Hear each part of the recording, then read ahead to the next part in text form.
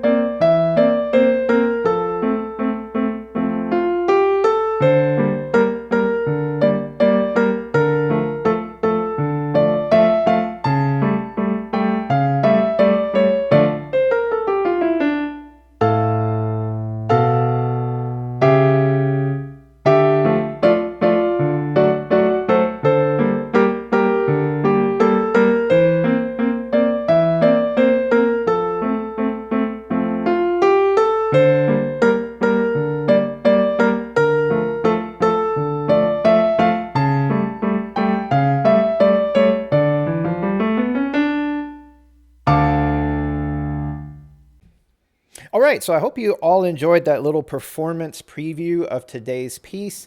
I like this piece. I like the contrast between page 18, which is the introduction section.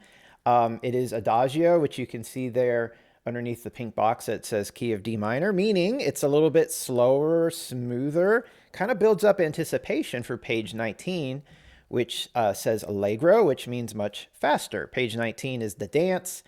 And just like a dance, or at least in this case, just like a peppy dance, has a little more bounce and movement to it. There are going to be some good challenges in today's lesson. Now, it talks about, page 18, it talks about reviewing D minor and some of the different chords. And all that's true, but today's lesson is going to be more about the contrast between these two sections, how to go from the introduction into that dance. And then when we get into that dance, there's going to be quite a bit of challenge when it comes to coordination between right and left hand. Depending on how much you want to get out of this piece musically, when you listen to me playing the dance portion, you probably heard some of that kind of lightness in the left hand, some of that smooth and combination of smooth and bounce in the right hand. So there's all these different little nuances going on, which does make for a great piece of music, but a lot of times a great piece of music also means a little bit more practice and a little bit more challenge. But hopefully today I can make that a little bit easier for you. So before we get going, thank you all so much for following these videos, for those of you who have subscribed to the channel, for the likes. And if you have a chance, go over to Patreon. I'd love a donation over there if you can. If not, that's perfectly okay. I'm just glad you're here today, and I really appreciate and support. I really appreciate the support. I support your support, but I appreciate your support. And if you haven't subscribed, go ahead and do that. And that way you can stay up to date with all the latest lessons and all the other videos that I post pertaining to piano and, of course, also nature. So let's get into page 18, Introduction. So it says at the top that this very popular folk tune uses mostly the primary chords in D minor. So if you remember lesson 7, we focus a lot on D minor. We are still in the key of D minor today. If you look at that pink box, key of D minor, key signature is 1 flat. Now, when you see 1 flat, you might think F major, but the rule is if you go to the very last note of the piece in the bass clef, it is a D at the bottom of page 19. In fact, a D octave. So you can also see that it says written above that DM, which is short for D minor. So this piece is in the key of D minor. But you will find 2 D major triads in this piece. So sometimes that happens. You can be in the key of D minor and temporarily you might have some D major chords.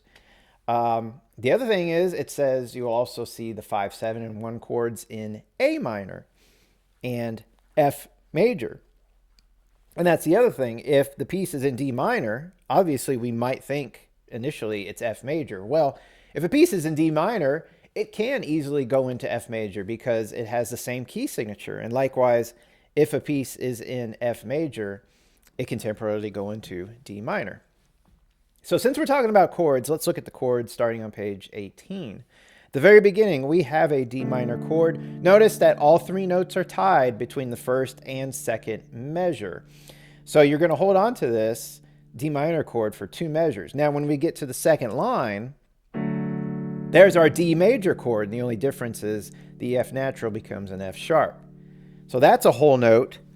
And when we get to the second measure of that line, we have a G minor chord. And notice it's even letting us know it's G minor above the treble clef there. So D, G, and B flat, G minor. Now the previous chords, D minor and D major, were in root position, meaning D was at the bottom. Notice G minor is inverted, the G's in the middle. But the reason for the inversion is we still get to keep D at the bottom of our chord. And of course, remember the B flat because all B's are flat in our key signature. And the last measure of that line is also G minor. Now, when we go down to the third line, be careful not to go to D major. It's back to D minor. Now, the second measure is a little tricky because we have to jump way up here. Okay? Now, this is an E7 chord. They didn't label it, probably because we haven't learned about E7 yet. E7 is E, G sharp, B, and D. Now, obviously, this is inverted. And even though it's inverted, we could make some argument, well, why didn't they just leave it in root position since we were down here? Sometimes it just has to do with the sound. They just wanted a higher sound. And we're getting close to transitioning to the dance, so that may have played a role in it as well. But the point is, you're going to want to be very familiar with this jump from D minor up to this E7 chord. Now, the thing that I always lead with when I jump is my 5th finger. You want to make sure that your 5th finger, which is on D, heads for that G sharp. Because if you miss the G sharp, you're probably going to miss all 3 notes. But if you hit the G sharp, you have your bottom note, which is your foundation for your hand and for the whole chord. And then the other 2 notes, the D and E, come a little bit easier. Notice when you do that, you're not also moving across the keyboard, but rather across and up the keyboard so you can get that G sharp. So the motion you're looking for is sort of a diagonal motion. So you're going to probably want to really practice that. And then we get to the last measure. The last measure has an A major chord. Now, the interesting thing about it is we haven't talked about rhythms yet, but it is an 8th note and it has a fermata over it. So that's what that curved little line with the dot in the middle is. It's a fermata. That means you can hold the note really as long as you want, of course, within reason. So even though it's an 8th note, you're going to hold it. And then you have an 8th rest, and then you jump down, and every one of these notes have fermatas. So you have A, B natural, C sharp. And you heard these fermatas, of course, when I played you the sample just a little while ago. So that covers page 18. It's pretty basic. And when you put the right hand with it, it will be a little more challenging, of course, because you put the right hand with it, but not as tricky as, say, page 19. Now, page 19, we still have a D minor chord, but now we have this broken chord where we play D on beat 1, F and A on beats 2, 3, and 4. Now, the second measure is a D major chord, meaning we put in the F sharp. Measure 3 is a G minor chord. So we're following so far the same 3 chords we did on page 1 or page 18. The last measure is also G minor. Now, when we get to the second line, C7 is a new chord. We haven't had that yet. Your 5th finger will go to E, and then 1 and 2, or 2 and 1, go to B flat and C. And you might say, that doesn't sound very good. It'll make more sense once the piece is a little faster in tempo and everything comes together.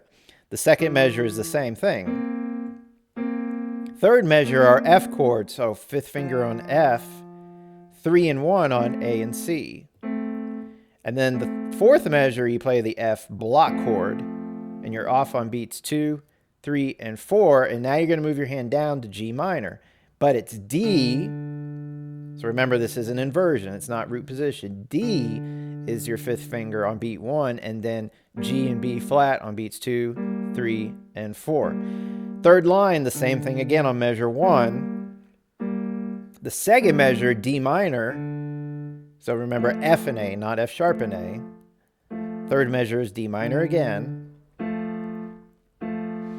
The fourth measure is A7. Now we haven't had A7 yet. We had A major earlier, A, C sharp, and E. But A7 is fifth finger on C sharp, and then 2 and 1 on G and A. And again on the last measure. Down the bottom line, you have a D minor chord. Notice it's staccato, so I'm not talking too much about staccato yet, but just be aware that you'll come off of that quickly, even though it's a quarter note. And much like we did on page 18, when you get to the second measure, you're going to drop down to A. It has a fermata, B natural, and C sharp. And here you repeat back to the top of page 19. Now, when you do that, you do have a fermata, but notice my third finger's on C sharp. When I get to the top of 19, I got to get my fifth finger over to D. So you might need to practice that a bit. Your third finger is on C sharp. Your fifth finger, which is obviously below your third finger, has to come above your third finger on the keyboard. And when you do that, don't just aim for the D and do what I just did. See my fingers are all over the place? Try to aim for the D minor chord like this. So my 3 and 1 are ready to go on F and A. And then everything repeats as the same when you get to the bottom of page 19 the second time. Or actually, we're on the last measure on the third line. You got your A7 chord. You're going to drop down to the second ending, which is 5 on D. And then you have this little run of E, F, G, A. So no skipping fingers. That was 5 notes with 5 fingers. Again, that's 5 on D. And then E, F, G, A. Cross the third finger over to B natural. I like to circle fingering that involves a crossover. So you might want to circle that 3 to remind you you're crossing over to that 3, which is B natural, and then 2 on C sharp, and then you end it with thumb on D. You have a quarter rest, and then drop down to your D octaves. It says 8 VA above the treble clef. That will be just for the treble clef, not the bass clef. So that covers a fairly basic left hand on both pages. But before you dive into the right hand, or before you dive into hands together, you want to get very familiar, as always, with that left hand.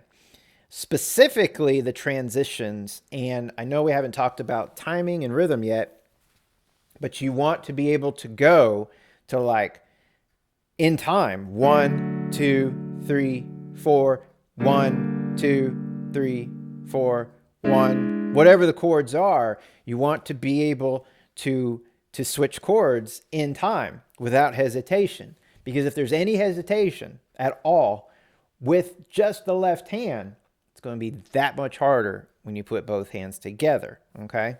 Now, that doesn't mean that you can't get it perfect with the left hand, and then when you add the right hand, that creates hesitation.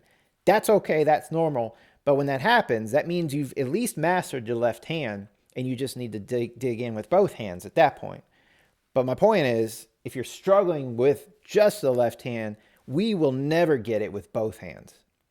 And if we do, we're lucky. And you've heard me say this before. You don't want to get lucky. You want to own this. You want to be in control. You don't want it controlling you. So let's move on to the right hand, because I'm going to work rhythms a little bit hands together in this piece. I could go through and count out the left hand by itself. I think you guys could do that, though, at this point, because page 18, it's all whole notes. We talked about the fermatas, so you're just kind of holding that out longer. And then page 19, the left hand by itself, it's all quarter notes. The only eighth notes are there at the second ending on the bottom, where you have 1 and 2 and 3 and 4 and 1 and 2 and 3 and then you're off. And of course, at the end of this lesson, I will go through and play this at a very, very slow practice tempo for all of you with both hands. But let's dig into the right hand. Now, before we do that, so we mentioned that we're in the key of D minor and there's one flat, but go ahead and notice the time signature. You may have seen this earlier. It says CC, and there's a red asterisk. So CC we have not seen before. At the bottom of the page, it says the time signature C indicates common time, which is the same as 4/4 time. I'm sure there's a reason behind this. Even though I'm a music major and studied music most of my life, I don't remember the historical significance of why C was put in instead of 4/4. It makes sense to me that 4/4 time is common time because it is the most common time we see in music. Why someone got lazy to put C instead of 2 4s is beyond me. Like I said, there may be some historical significance or cultural significance somewhere along the line that I never even looked into. But if you ever see a piece that says CC, it is the same as 4/4 time. And obviously, if you go through a measure and do the math, you'll see everything adds up to 4 beats. So the right hand, we are going to start with the thumb on D. Notice it's the higher D. It's not right above middle C. It's an octave higher. And most of this fingering is logical fingering. So unless they put a finger number, it means the next note is your next finger. Or if there's a skip, then you skip a finger. So the first 2 Ds are obviously with our thumb. And then we have E, second finger, third finger F, fourth finger G, back to F, back to E, back to D. Now, you go up to F in the next measure, you skip E, right? So you skip your second finger. And then back down to D with your thumb. Now there's a little bit of syncopation. We'll get back to rhythms here in a little bit. Now this piece is built on patterns. So if you look at the second line, we're down on A, but don't forget B flat. You might notice that this is very similar pattern. So what I mean by pattern is listen to the first 2 measures. Now listen to the next 2 measures. Now this part's different, but I should say the first measure and the third measure are the same. Same rhythmically, same pattern. It's same note going up, coming back down. But let's look more closely at the second line first measure. So you have 2 A's, B flat, C, D, back down to C, B flat, A. They're reminding you to put your thumb on A, and then you're going to cross over to your second finger on G for a whole note. And then be ready to jump back up to D. It's just like the beginning. D, D, E, F, G, F, E, D, F, D. So that was an exact repeat. Second measure on the bottom line, your fourth finger goes to E, D, C sharp, back to D, and then copy those 4 notes again. E, D, C sharp. It's still C sharp because of the rule. If there's a C sharp in the measure, that same C will be sharped again. D, and then our last measure, E with the fermata, 8th rest, A and F again. And then move your thumb down to G, but your fourth finger should be on E. So again, that's A and F with 1 and 5 again. And then G and E with 1 and 4. Those are all fermata, just like your left hand. So your left and right hand fermata together. Then we go on to page 19, and we have a G and an E, which we're on. But because of where we're going, we need to switch to 1 and 5 on G and E. Okay? Now, before we go on, the rhythms are different on page 18. So let's talk about the rhythms in the right hand. 4/4 time, 8th note, so we're going to count and. So here we go. 1 and 2 and 3 and 4 and 1 and 2 and 3 and 4 and. I'll go ahead and say that the second measure is hard. It's hard because we don't do anything. We just sit there. And so everybody wants to rush, but you've got to count it out. And remember that this section is slow too. So there's a tendency you're going to want to rush that. Remember this, the introduction, part of this is to build up an anticipation. And you build up anticipation by waiting. So that's a spot where you want to wait. Now there is syncopation there in this last measure. The F and the D are on beats 1 and then 2, nothing happened. Now that's not like all out syncopation, like jazzy, bluesy syncopation. But it is technically a long note that's coming in on the and rather than on beat 2. So if it was 1 and 2 and, that would not be syncopation, but it's 1 and 2. Nothing happens on 2. So again, also count it out, hold it out. 1 and 2 and 3 and 4 and. So now let's go to the second line. 1 and 2 and 3 and 4 and 1 and 2 and 3 and 4. And then we jump up. 1 and 2 and 3 and 4 and 1 and 2 and 3 and 4 and 1 and 2 and 3 and 4 and 1. And then we can stop counting, rest, and then just so long as you hold it longer than a quarter note. And again, it's up to you how long you want to hold those for. All right, so now we're at top of 19. Let's go back to notes, let's hold off on the rhythms and counting. So we have G and E with 1 and 5, and then we're going to go to 1 and 4 on F and D. Now, when you heard me play this earlier, this is what happened. I really popped off, and the reason for that is staccato. Now, I also popped off because I wanted to give this piece some extra bounce, if you will, a little bit of extra energy. It's the dance. It's a fast dance. I want to have fun with it. I also did it. I kind of overdid it too. See, I overdid it because, one, it works musically, as I just explained, but I also overdid it so that I can really get the coordination, because your left hand, you're not going to be doing that. We're going to get to that closer to the end of the lesson. And that's one of the big challenges can't talk this morning. Challenges with coordinating this piece, should you decide to go that far with it. Now, the funny thing about these books, they don't go this far. They kind of just assume, we're all beginners and we don't need that. Well, I agree. You don't need to take it that far if you feel overwhelmed by it. But some of us are ready for that challenge. Some of us want to do that go that extra mile and go ahead and put that extra effort into being very musical. So I digress, but we will get to that a little bit later. Now, for now, I'm still gonna pop off that. We're not gonna ignore it because there is a staccato there. So they do want you to do it to some degree.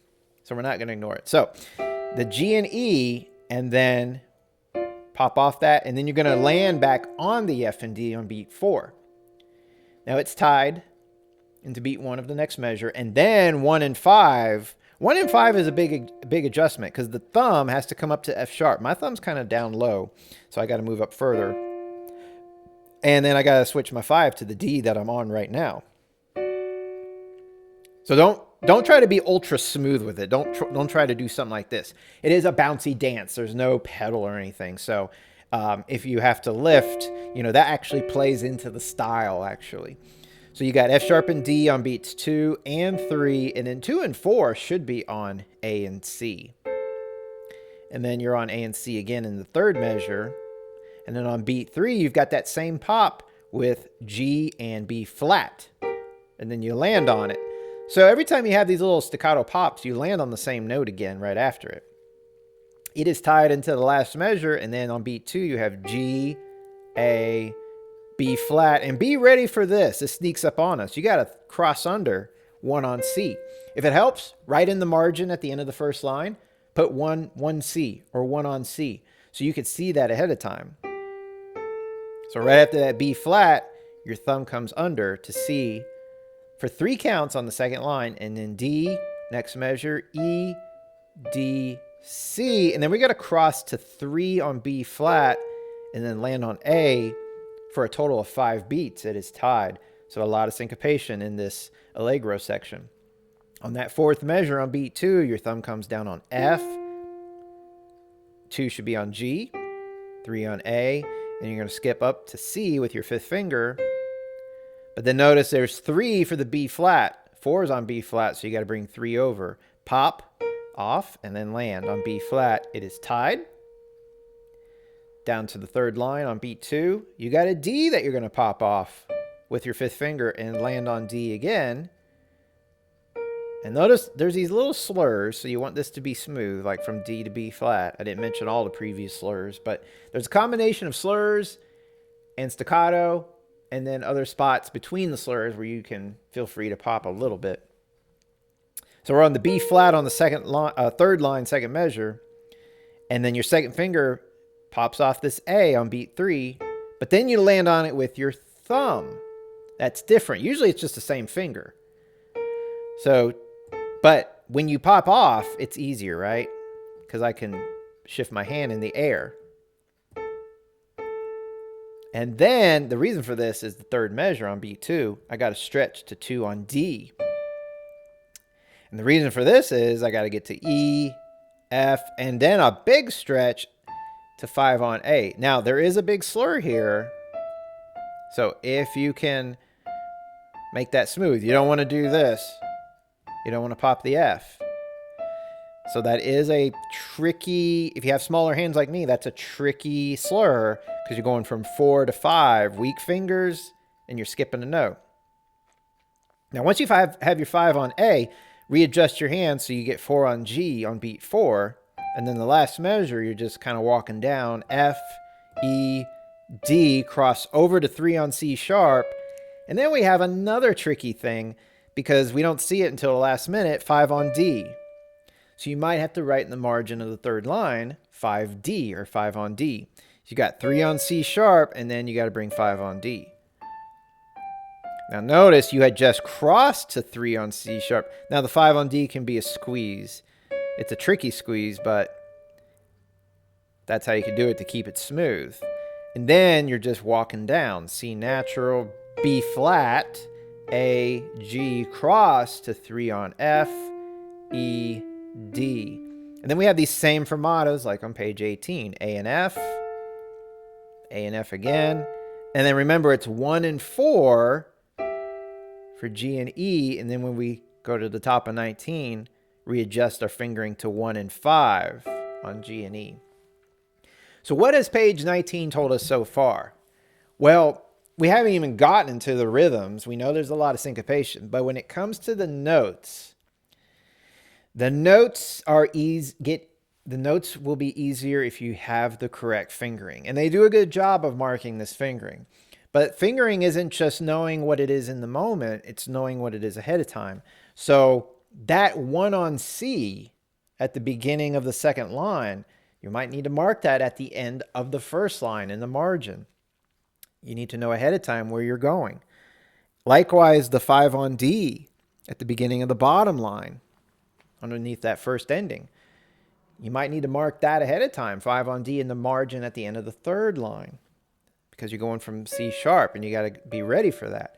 So there's a lot of practice with just the right hand on this page, just for notes and fingering first. So you got to get that under your fingers, literally, before you take the next step.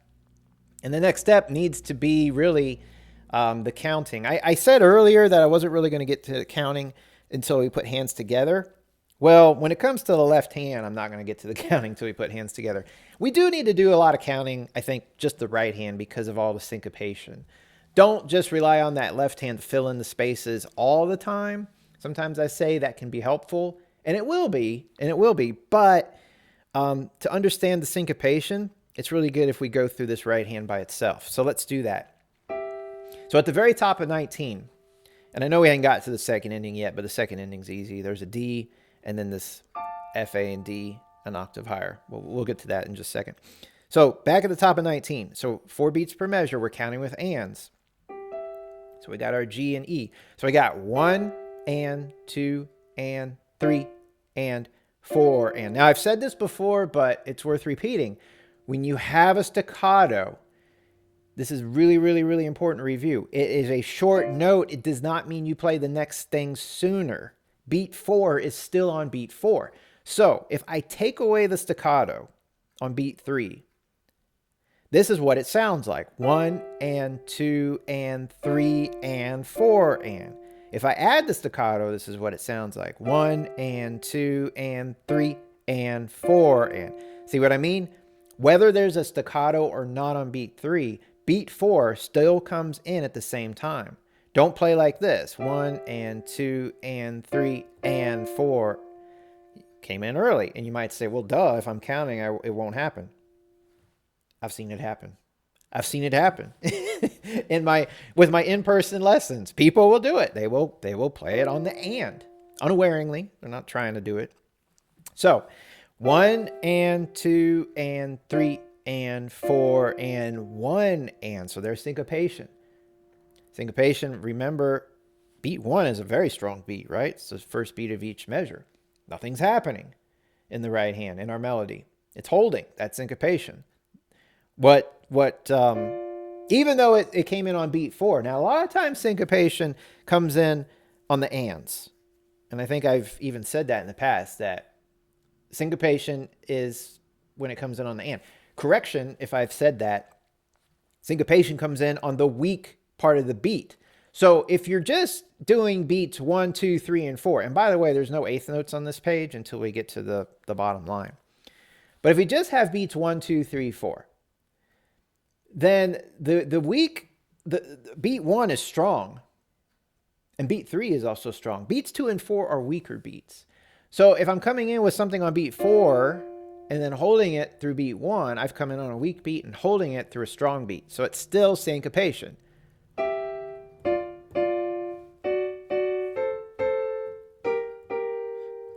So you're going to feel that strong beat 1 in measures 2 and measures 4 on this first line, and nothing's happening. Yeah, your left hand's playing, but your left hand's just sort of background, right? So that's what syncopation is. So we have it in measure 1 into 2, and again, measure 3 into 4. So measure 1, let's start again. We'll go slow. 1 and 2 and 3 and 4 and 1 and 2 and 3 and 4 and 1 and 2 and 4 and 1 and 2 and 3 and 4 and. Now, why am I counting ands when I just said, well, this whole piece is, most of this page is quarter notes. There are still eighth notes at the bottom, and you had eighth notes on page 18. Now, truthfully, page 18 and page 19 can be looked at two separate pieces. But the problem is when we get to the challenge is when we get to the bottom of 19, I'm going to make sure we get those eighth notes in time. So I probably could forego the and counting right now, but I'm going to be overly precise. And remember also when you count ands, it forces you to go slower. And when we put the hands together, especially, you're going to want to go slower. So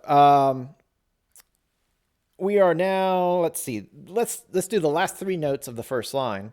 So 2 and 3 and 4, and now the second line, 1 and 2 and 3 and 4 and 1 and 2 and 3 and 4 and 1 and 2 and 3 and 4 and 1 and. So we have a little bit of syncopation there. It doesn't really feel like syncopation. It's just a holdover at that point. But you do have that A in measures 3 and 4 for a total of 5 beats. Then the F comes in on 2. So 2 and 3 and 4 and 1 and 2 and 3 and 4 and 1 and 2 and 3 and 4 and 1 and 2 and 3 and 4 and 1 and 2 and 3 and 4 and 1 and 2 and 3 and 4 and 1 and 2 and 3 and 4 and 1 and 2 and 3 and 4 and 1. So that's the moment we've been waiting for with all the eighth notes. I'd be honest, I was playing this whole thing. I was thinking, did I count the first measure in the top of 19. Did I count that correctly? I don't have the time to go back and check my videos thoroughly, but if I did go 1 and 2 and 3 and or something like that, I apologize, and I think I did it correctly. I just wasn't sure, but just in case, 1 and 2 and 3 and 4 and 1 and. So there it is. I had the feeling I did that wrong after talking about ands and then not ands and all. So I apologize if I confused any of you. Sometimes I confuse myself, but anyways, hopefully I did it all correctly. Anyways, the bottom of page 19, the first ending, 1 and 2 and 3 and 4 and 1 and. So there's our eighth notes. Fermatas, you don't need to count. You just hold them. And then when you get to the top of page 19, 1 and 2 and 3 and 4 and 1 and 2 and 3 and 4 and again, it all repeats. So jump down to the third line, last measure. On this F, on beat 1, you got third finger, 1 and 2 and 3 and 4 and second ending, 1 and 2 and 3 and 4 and 1 and 2 and 3 and 4. So you're off on 4. So the note there, your last note on the third line is 3 on C sharp. You're just going to go to 4 on D when you go to the second ending. And then during that quarter rest on beat 2 of the last measure, that's your chance to jump up to F, A, and D. Accent, so you want to punch it. It's not staccato, so hold it, but off on beat 4. So that takes care of the right hand rhythm.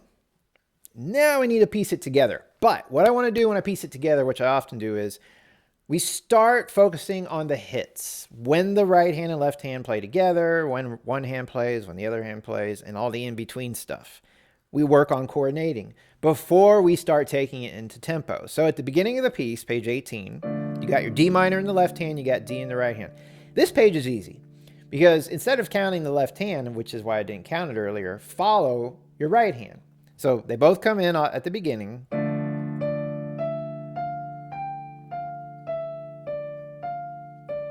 And we hold that, of course, for a little while. We're not doing the counting. But you need to work on transitions. You got to get here at the same time. So D minor becomes F major.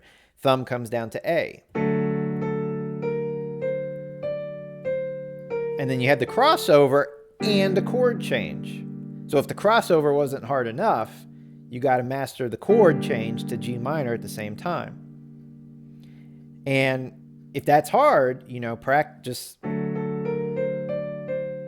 Go really slow, focusing on your last notes in your left hand, which is obviously the D major chord, thumb on A. Practice that. So just practicing your transitions again and again so they feel natural. Notice the next measure, you stay on this chord. Your thumb jumps up to D. And you're down to D minor. And then you have a pretty tough change here on the second measure. You come up to this chord and 4 on E. Now, something you want to get in the habit of, you don't want to do this. You don't want to do your left hand and then your right hand when it comes to putting them into position.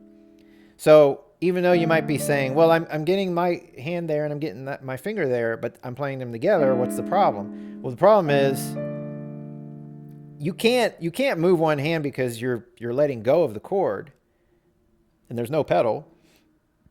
You want to be able to master moves simultaneously. So you want to be able to do this. So I call it the windshield wiper effect. Both windshield wipers have to move simultaneously. Okay? Now, if we had pedals, sure, I can hold the pedal down and then go. We don't. And you could, and it probably wouldn't sound bad, but let's make this a lesson today also about learning how to do this without relying on the pedal. Because eventually you will need it. You'll need it on page 19, frankly. You're going to be doing movements much, much faster. So when you have both hands doing a switch, learn to move at the same time. Don't do one hand and then the next. I know that's tempting and that's easier, but for the fluidity of a piece of music, you got to practice the move simultaneously. So keep going, and then we have the A major chord in E. Here's our fermatas. We rest, and then hold each of these as long as you want. Now, when we get to the top of 19, 5 on D in the left hand. Remember the finger switch in the right hand, thumb on G, and 5 on E. Now, here we're going to go very, very, very slow. Beat 1, left hand's on beat 2, and then both hands on beat 3. Now, I was talking about this earlier. Technically, this is beat 3. If you want to go ahead and do it and you feel comfortable, go for it. I will talk a little bit more about this independently in a little bit. But for now, if you need to do this just to get the notes together, you can take out the staccato. That is fine for now, okay? Beat 4 is the same thing. Now, next measure, you're holding the right hand, you go down to D. Then beat 2, both hands switch. Play the same thing in both hands on beat 3. Beat 4, the right hand switches. Now measure 3, the right hand stays the same, A and C. Your left hand goes down to D. Left hand plays on beat 2. Now the right hand moves on beat 3. And the same thing in both hands on beat 4. Last measure, the left hand moves down on beat 1. Then both hands play. Now, on a pattern like that, on beats 2, 3, and 4, notice the right hand's moving up and the left hand's staying the same. Notice I'm playing very choppy to make sure everything is together. Not playing smooth yet. Now, here is a tricky spot. Second line, 5 in the left hand comes up to E. Thumb comes under in the right hand to C. Again, make sure you do the move simultaneously. Don't do this and then play. You put a big gap. You got to learn to do it together. Now, even if you have to practice it slow, practice doing the movement slow. At least you're getting the motion. You'll get it faster in time. So going on, B flat and C on beats 2 and 3. Beat 4, the right hand joins on D. Next measure. Same chord in the left hand, but the right hand plays 4 different notes. Got that crossover in the right hand. Third measure, go down to A, your left hand, 5 to F. Then you get to sit the right hand out for a little bit. It just holds while you play A and C. All the way to beat 1. Then the left hand rests while the right hand plays. And then you move down. 5 on D in the left hand. 5 on C in the right hand. And then left hand on beat 2. Both hands on beat 3. Same notes on beat 4. Remember, you're tying this right hand as you go into the third line, so the left hand moves down to D. Then both hands play. Same thing on beat 2 and 3. Move down to B flat on beat 4. Next measure, stay on that B flat in the right hand. You play it again, move down to D in the left hand. And then switch to F and A in the left hand. Then move to A in the right hand. Now, beat 4, move that thumb in the right hand to A. It's tied into the next measure, so you're down to D. Beat 2, jump up to D in the right hand, E in the right hand, F. And remember, this is tricky. You've got that 5 up to A, and your 5 comes down to C sharp in the left hand. And then you sit it out on beat 2, 3, beat 4, the right hand joins on G.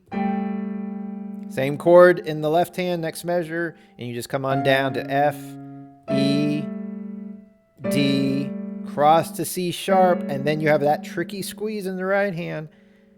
5 on D and a D minor chord. And you do have that staccato, similar to earlier. You can bounce off for now if you want. Hold it together. Here's what you don't want to do. Don't put staccato in the right hand. It's only in the left hand. So if you're still learning notes for now, take out the staccato. Now the eighth notes, the 2 times you have them, kind of by themselves. So you get a break. You don't have to play any complicated left hand with that. And then you have the same fermatas, and then we repeat. Now, let's talk about this staccato business. So if you've tried it and you've mastered it with the right hand and you put it with the left hand and all of a sudden it falls apart, you might be like, I can't do this. I can't do piano. If you feel that way, that is perfectly normal.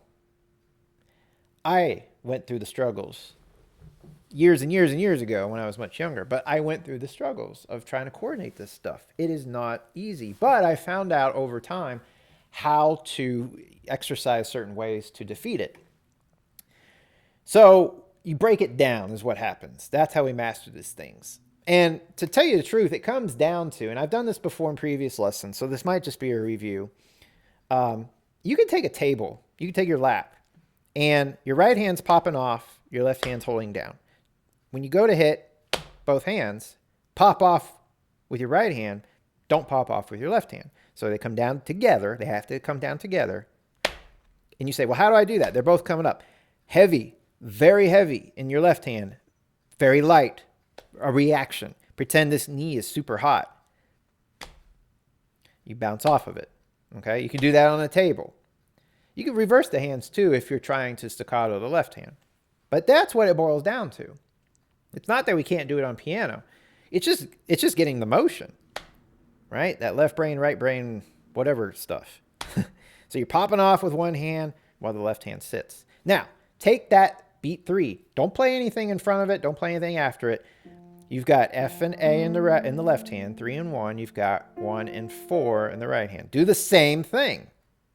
Hit them both together, but pop off. Now, if you're still having a hard time, lean your body towards your left hand. Lean into it. You want into it. You want that to be heavy. You want this to be light. If you lean towards your left hand, you might actually be able to pull off easier because all your weight's going that way. Now, you're not going to play like that, but again, this is an exercise on how to develop that coordination, okay?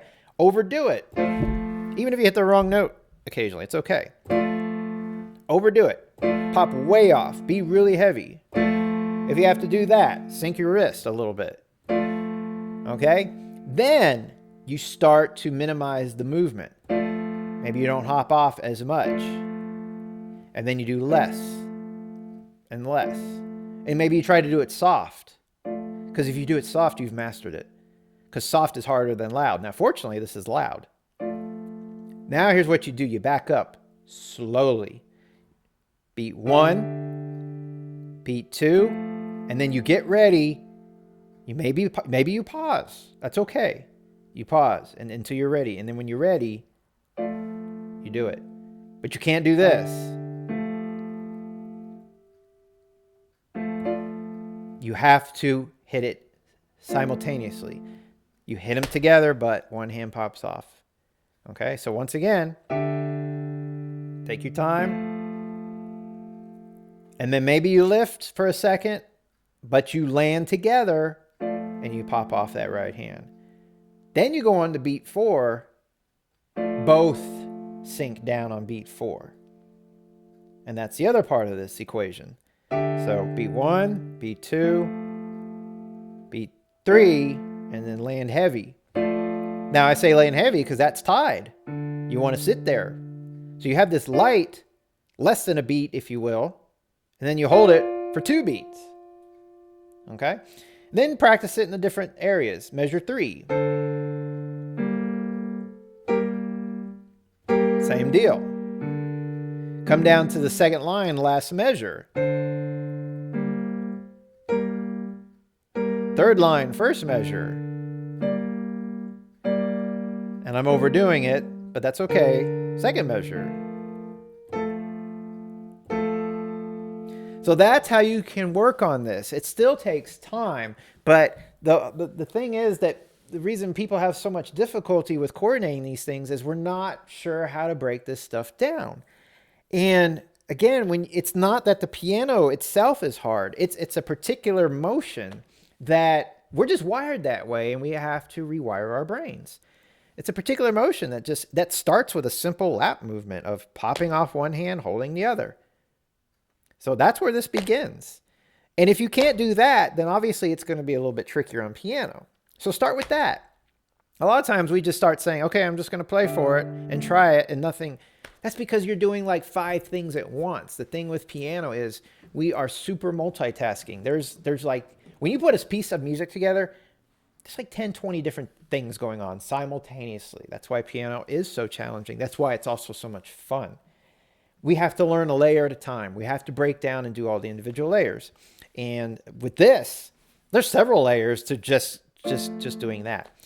So I recommend, if you haven't done it at this point, use this opportunity, use this lesson to dive into that. Now, if you don't master it, are you finished? No, of course not. Of course not. The worst case scenario is this happens. You pop the left hand with it. Okay, so what does that do musically? Actually, it's kind of cool. Now you can get away with it with this in this piece. You probably get away with it in another piece. Will you get away with it forever? No, there will come a time when that doesn't work, which is why I recommend trying it now while you have a chance, because it will get harder and harder if we keep waiting and waiting. So I do recommend it. But, you know, if you said, you know, I've worked for hours, days, weeks on this piece, and I've gotten everything, but when I play it, I do this. I would say, you know what, that's okay. I would say that's okay.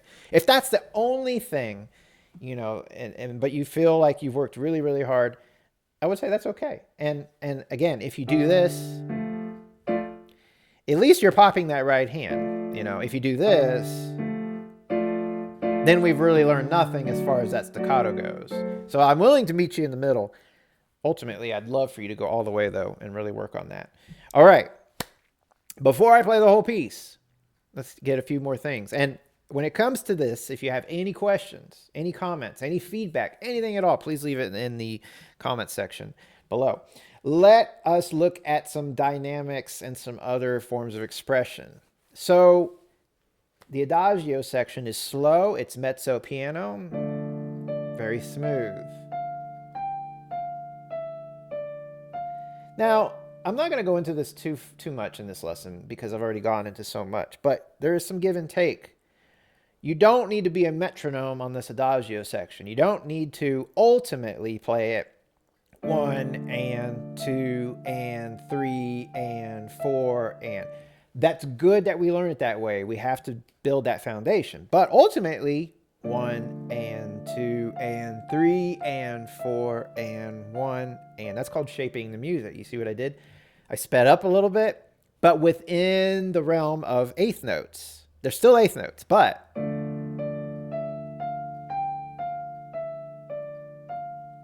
that makes it very musical, right? So it's not attached to a metronome anymore. It's more expressive. Feel free to do that. But you don't want to go. That doesn't work. That's not within the realm of eighth notes anymore. That's all kinds of rhythms. So that doesn't work. So you're taking the metronome 1 and 2 and 3 and just going 1 and 2 and 3 and 4 and. You're slowly speeding up. You're slow. Think of it as a car engine. I have a smooth accelerator. I'm getting a little faster. I'm slowly braking. Think about a really, really old truck that's just beat up and it's vibrating and it's shaking. That is a horrible ride. No one wants to be in that thing. Same thing with the music. No one wants this. Get it? So that might be a crude example, but that is my example. That's the only thing I could come up with. All right, so going on, it stays pretty soft. Now, you don't want to rush these holds. Remember, we're building anticipation. Now, when we jump up here, mezzo forte. So louder. And then we got our fermatas, which we've talked about. Each one's getting louder. And now we're at forte.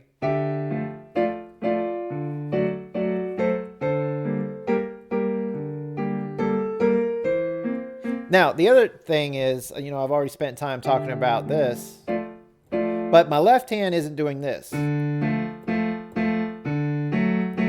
right? It's kind of lighter. It's not a true forte. So if you want to get some little bounce into it, go right ahead. But you don't want your left hand to be, because now I'm cheating out on all those holds. And the left hand overall is a little bit smoother. The right hand overall is a little bit smoother than the left hand. Now there it pops. Here's smooth. Right here.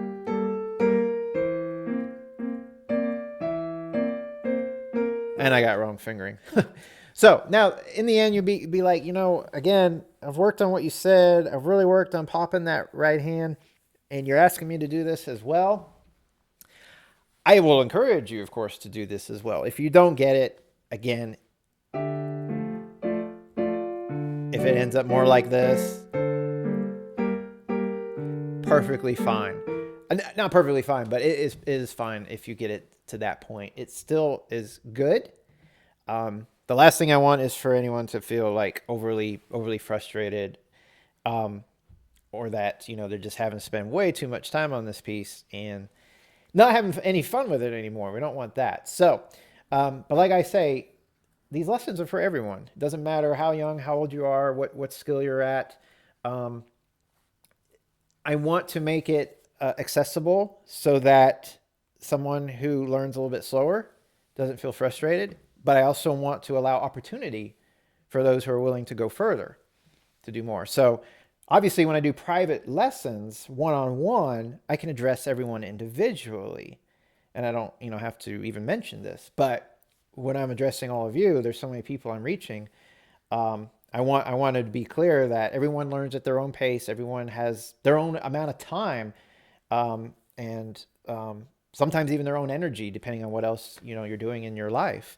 So I want you to realize that if you can't commit the time to take it all the way to that last detail, that's okay. At the same time, if you have the time and the ability and the willingness to take it to that last detail, I present that as well. So I hope that'll make sense to you guys. So page 19, forte. When you get to the second line, fourth measure, mezzo forte, so it's a little softer. And then we grow again on the third line to a forte, and that's pretty much it with this piece. So it does what a dance does. There's not too much variety. The introduction, like I said, you can play around with that. With the tempo, you can fluctuate a little faster, a little slower, shaping it.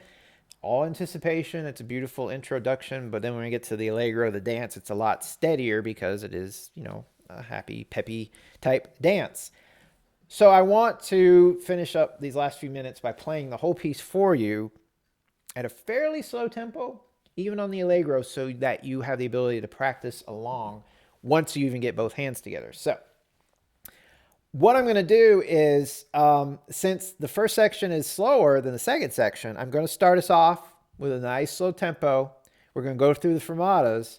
And then when I do the allegro, I'm going to count out loud in my new tempo for the first measure or two. And then I'm going to drop out with the counting. So you can hear that slightly faster tempo.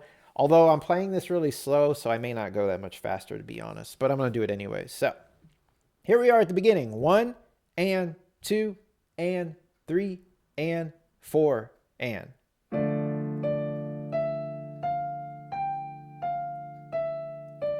One and 2 and 3 and 4 and.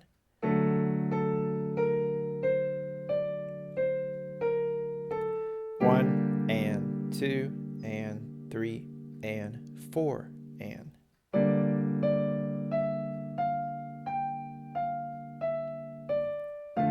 And 2 and 3 and 4 and.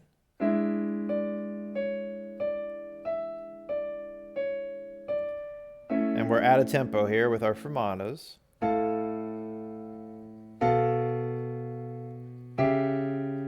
And then 1 and 2 and 3 and 4 and 1 and 2 and 3 and 4 and.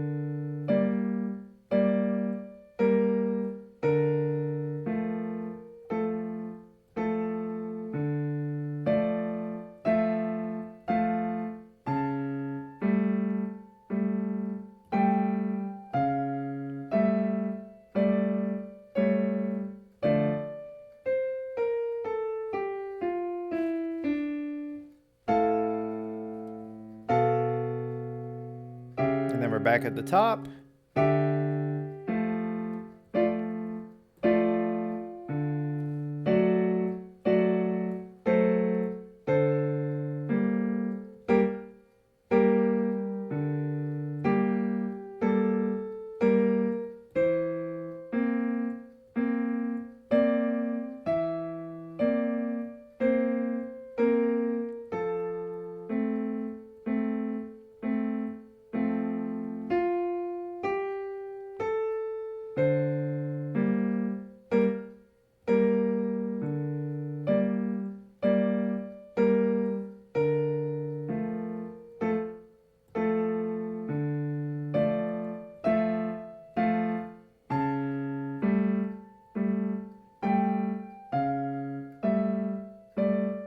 And the second ending.